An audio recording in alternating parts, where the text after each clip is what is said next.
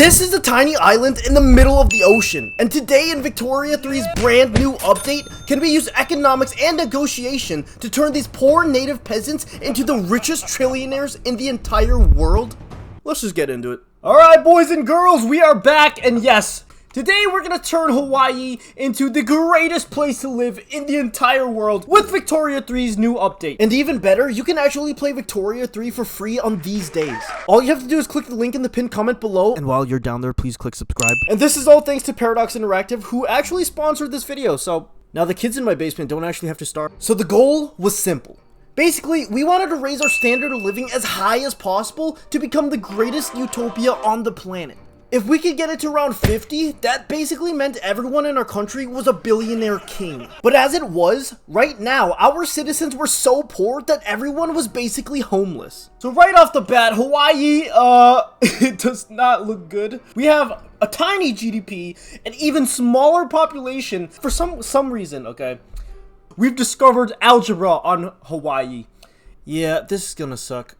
So right off the bat, we have like 1 million peasants. Everybody's so poor in our country. So I just want to start making some sort of an economy. We'll just chop trees down, I think. Yeah, we'll just log all the logs here in Honolulu. Fortunately, volcanic soil was good for trees, and so we began extracting the one resource we actually had on our desolate island. While selling wood was not as glamorous as selling your bathwater online, logging camps were cheap to build, which meant we could create thousands of jobs in just a few weeks. So for the next couple of months, we expanded several logging camps across our capital of Honolulu. It was slow, tedious work with wages looking like slavery, but I knew one day our islanders would make billions. But then, I received news that would change everything. Ah! No, what happened? Overnight, wood prices plummeted, crashing our economy. With our entire population chopping out trees, wood became cheaper than dirt. This meant our logging industries weren't making any money and their workers were not getting paid. We had to do something fast or our entire country would die. We want to basically make it profitable. I'm gonna show you the new trade system, and what we're gonna need to do is not have tariffs on our exports here. And so after investing in a trade center in the capital, I set a high subvention rate on all wood exports. Essentially, this meant that I would help subsidize all deals exporting wood out of our country, which in turn would hopefully make logs profitable again. We should see the price of wood go up. Yeah, baby!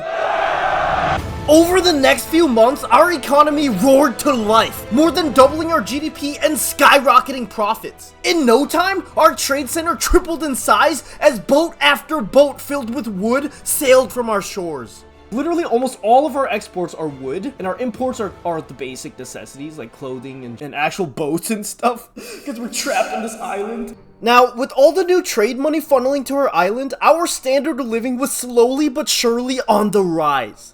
Given a little more time, our people can make decent wages just chopping and selling wood overseas. But you see, no matter how many trees we sold, this would not make our islanders billionaires.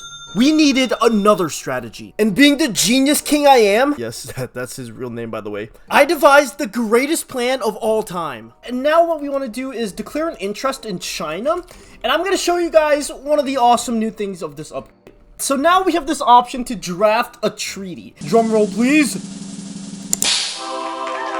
This is amazing. This is one of the best things added into Victoria 3. We can create treaties with other countries. And I'm gonna go to the Chinese, okay? Make some deals, shall we? The great mustache, by the way. So there I was, the king of this tiny island in the middle of nowhere, standing in front of the Chinese emperor himself. Now, coming into the negotiations, I had one goal. What I want to get are investment rights in China.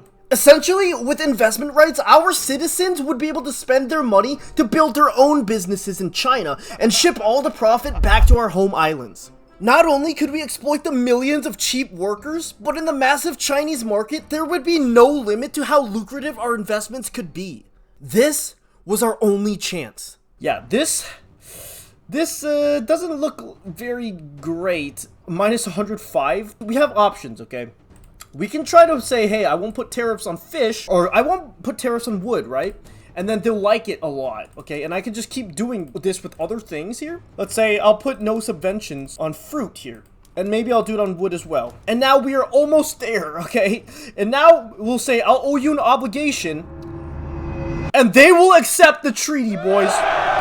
On March 9th, 1838, we signed the Give Me Money Treaty, effectively creating endless economic opportunity for our poor islanders. Despite signing away our wood subvention right, if we played this correctly, we could come away with magnitudes of more wealth. This is huge! 371 million people, guys. This is gonna actually give us so much money. I love this. 10 out of 10 update, guys. Also subscribe. First and foremost, I'm gonna build one construction sector. And the reason being is because a construction sector is needed to support private constructions. So what's gonna happen is my private sectors are gonna invest in China. And we're gonna get smack dab rich. As predicted, as soon as the construction sector was built, our few capitalists bought several businesses overseas. They already built coffee plantations in Hawaii, and now they're about to privatize the glassworks. Not wanting to be left behind, I poured heaps of government investment into dozens of logging camps across the coast of China. But hopefully all these trees we chop down will make a little bit of money. Yay, we have democracy! After channeling my gunslinging McDonald's ancestry by shutting down immigration, we got hard to work. Our reinvestment rate is coming up because of our log camps in China. We are stealing the Chinese money, basically. Now, once we get companies, oh, let me tell you guys, I'm gonna build the greatest company ever, okay? Slowly but surely, our capitalists are making bank. Small, humble beginnings, but this is a great foundation for the future, guys. I'm actually gonna spend less money on government wages. We don't really need government wages. Who cares about paying the government, guys, okay? All the government does is steal money from us. Also, I don't know why, but my audio cuts in and out here and there. So like a good American, I'm gonna blame it on the Chinese government. Just kidding. The Chinese government is perfect. For the next few months, we continued investing overseas while our small pool of entrepreneurs continued building their Chinese sweatshops. In no time, our private reinvestment rate doubled, driven by the profit of new textile industries. Oh, look at all the textile mills they just bought. Productivity is shooting up, guys. We're gonna create an island of trillionaires. Oh my gosh. Oh, I love this. Slowly but surely, our standard of living was creeping upwards as more and more people became capitalists and earned significant money from their stock dividends. And so, after sending my diplomats to butter up the Europeans, which hopefully would lead to more investment deals in the future, I considered reforming our economic system. What I want to do is get off traditionalism ASAP. I mean, look at all these red... red is not good, okay, guys? Basically, our system was so outdated that our private sector was dying from inefficiencies. If we could model our economy based off of the richer European countries, our investors would skyrocket in profit, leading to even more investment. Yes, please. And you might see our GDP is hovering like this. It's like fluctuating. It's having a seizure, you know? That's totally fine. Our GDP might actually go down to zero because every single person in our country should work in the financial districts. We're not actually going to be producing anything. Guys, we make no money on taxes. If we go up to very high taxes, we'll only make 2 cents. You know what? We might as well just go all the way down, honestly. So for the next few months, while we waited for our super efficient, totally not corrupt politicians to reform our economic policies, we were hard at work. Despite having barely any resources, our people's wealth was steadily increasing to the point where even if they had to spend magnitudes more for basic goods, a lot of money was still left over in their pockets. We've doubled our financial district employment, and yeah, productivity is huge, boys. I don't know why I said it like that. And then everything changed. Oh, we just got interventionism too. Immediately, with our new economic policies now favoring capitalism, our reinvestment catapulted through the atmosphere. This was a turning point in our history, and nothing could stop us now. Look at our reinvestment, guys. We've multiplied it by 10. By 11, actually. By now, our investment in China's logging industries were paying massive dividends, further accelerating our economic growth. With our exploding reinvestment rates, I ordered a 300% expansion to our construction sectors. Already, our standard of living is 15. We are right behind Alaska. Yeah, Alaska definitely has steroids on their side. But, I mean, we're keeping up with them, which is insane. That's crazy. Okay, we are short on iron and tools, though. As you guys can see here, we need iron and tools. And this is a prestige good, guys, which is basically a better version of that good. which is, you know, it's cool, I think. But we do need some more trade. We need trade ASAP. All right, I'm gonna raise taxes now because I don't know why, but we're making more money on taxes. Probably because our people are so rich. Guys, our standard of living just keeps climbing. Oh my gosh. It turns out we were growing faster than expected. So after expanding even more construction, I paused all government investment to pay off our debt while allowing the private sector to utilize the entire construction industry for themselves. This was a great idea because in just a few years, we hit record-breaking numbers. Oh gosh, we've hit 20. It's 1849. We might hit like 100 this game. Our people live like so much better than the British people do. But then, something happened that would change everything forever. Oh my gosh, we have a famine, guys. Out of nowhere, nearly 70% of our citizens began to starve, as hundreds died every single month. This was a disaster never seen before in the entire history of our country. You see, since being a capitalist was so profitable, almost nobody in our country wanted to work as a poor laborer in the trade centers. Essentially, this meant we no longer had the capacity to import anything, but most importantly, we were getting no food onto our island. So many people are starving to death. Okay, we have a meat shortage. That is not good. No tariffs on meat, okay? And no tariffs on, fruit, okay? Our people are starving! I think a lot of that has to do with our trade capacity, yeah. I might have to subsidize this. Right away, workers began flooding back into the trade centers and precious food began entering our markets. Alright, we have avoided a crisis, guys. But this was a ticking time bomb, as the subsidies we had to pay to match the capitalist wages were bleeding our coffers dry. If we couldn't turn a profit soon, we would die. And so, I devised my craziest plan yet. It is time to establish our very first company. This was it. If we could create a massive company and take it global, our potential profit would be endless. The Chummp clothing company has been formed, boys. And now, you can see that our company headquarters are gonna start building textile mills in China! But could this new company survive? Or were we already doomed? Look at the productivity! Like a knight in shining armor, the Chummp clothing company rode to our rescue, and in just a few months, owned a dozen industries overseas. These guys are gonna be so rich. Riding on our new success, I met with Mama Victoria asking for our company to be the only company to produce and sell clothing in the entire British Empire. I think I can get a textile monopoly in Britain. I need to give them investment rights in me, and then I need to get all these things as well. Hopefully they accept. If they accept, this is gonna change everything. Within just one day, I received her response.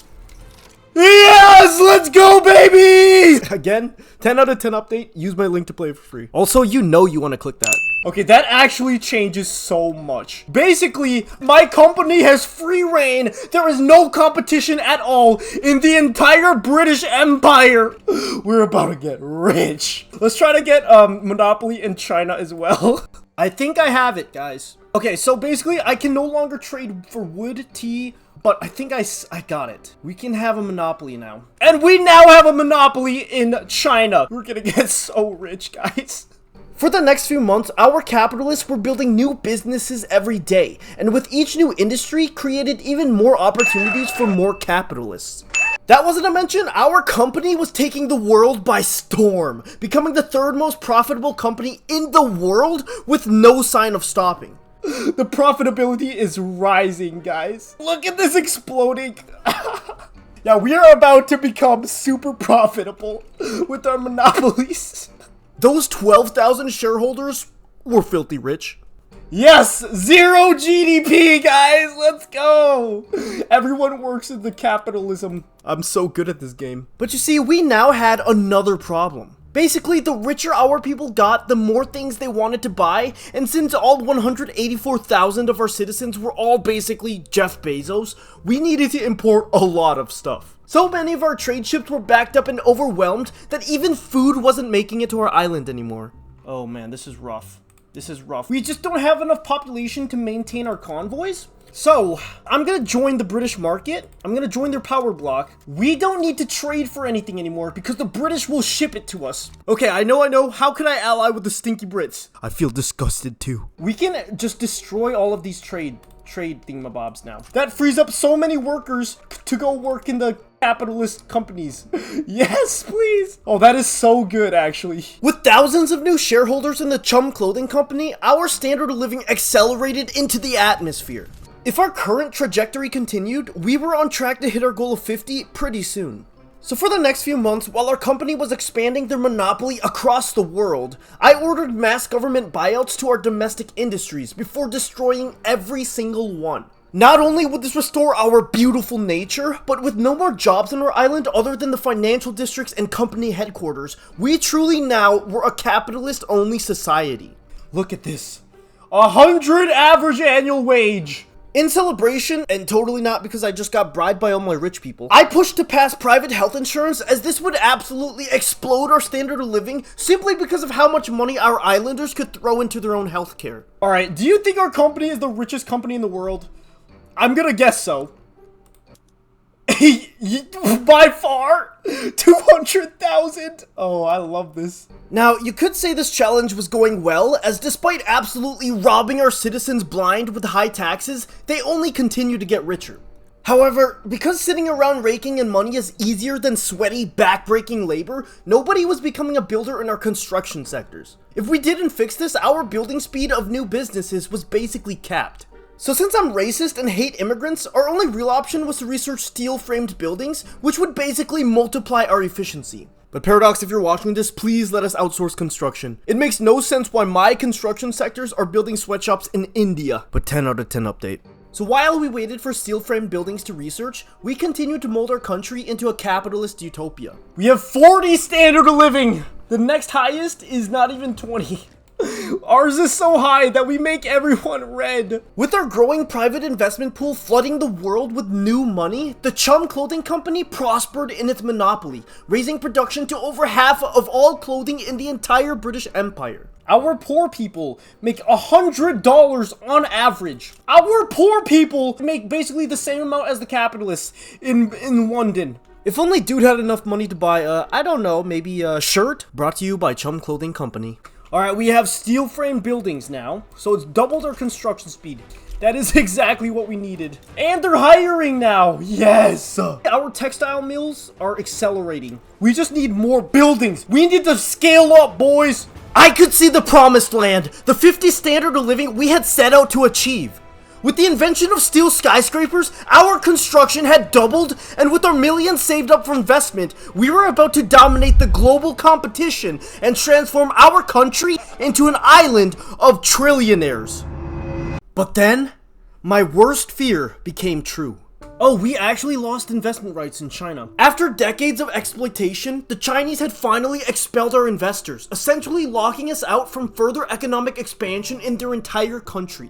We need investment rights. We need to draft another treaty with them. Hello, buddy. Please give me investment rights. I will transfer you $10,000 every single week. Please? But after days of tense negotiation, they refused any deals to allow our capitalist pigs back into their economy. We had just lost one of our biggest markets in the entire world. I'm gonna try to get those investment rights back. But then, in one brutal move, the British withdrew from their treaty, ending our monopoly and investment rights over them. They destroyed our treaty. Oh, you stinking buttheads. This was the end. After coming this far, after transforming this wilderness into the richest country in the world, we would be stopped right before our victory. I'm so good at this game. I'm the best Victoria 3 player!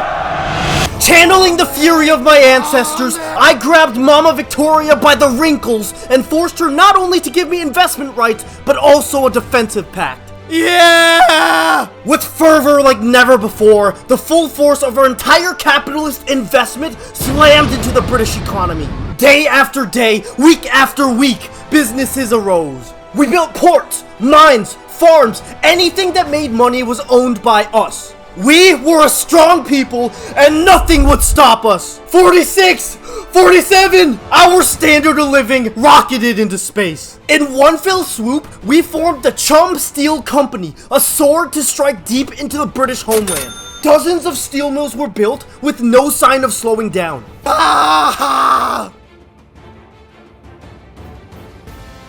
Our companies reigned supreme. We were the rulers of the world. Wait, what? Guys, my company's gone. Wait, what? Wait, what? The Chummp Clothing Company. I don't have a headquarters anymore. Okay, that's gotta be a bug. Yeah, so basically, since this video was recorded on an early access build, yes, that's a bug. It's fixed now, so don't worry when you play, but sadly, it killed my game. So in the end, we couldn't reach our goal of 50, and my dream of one day being a famous Victoria 3 YouTuber will never come true. Unless you like and subscribe, then I'll try it again. Now watch this video. Again, make sure to try out Victoria 3 for free by clicking the pinned comment below. Okay, go play.